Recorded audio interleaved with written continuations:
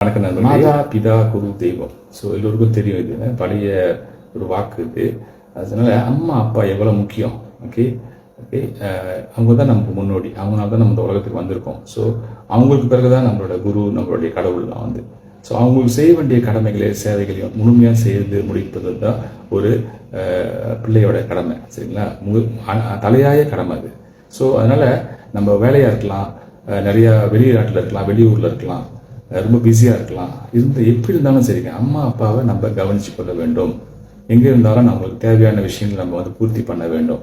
இது வந்து நம்மளுடைய ஒரு அத்தியாவசியமான ஒரு கடமைங்க இது.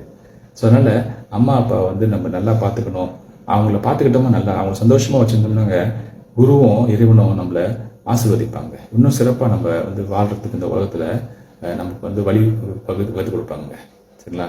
அதனால் அம்மா அப்பா வந்து நம்ம வந்து அவங்க மனம் கோணாமல் அவங்கள சந்தோஷமாக வச்சுருக்கணும். ஓகே, அப்போ நீங்கள் அவங்களுக்கு வழியாக இருந்துச்சுன்னு சொன்னால், எதுவாக இருந்துச்சுன்னு சொன்னால், நீங்கள் சனித்தர டிவைஸ் அவங்களுக்கு வாங்கி கொடுத்தீங்கன்னா அவங்களே சொந்தமாகவே தெரப்பி செய்துக்கலாம், அவங்க வழியெல்லாம் போக்கிக்கலாங்க.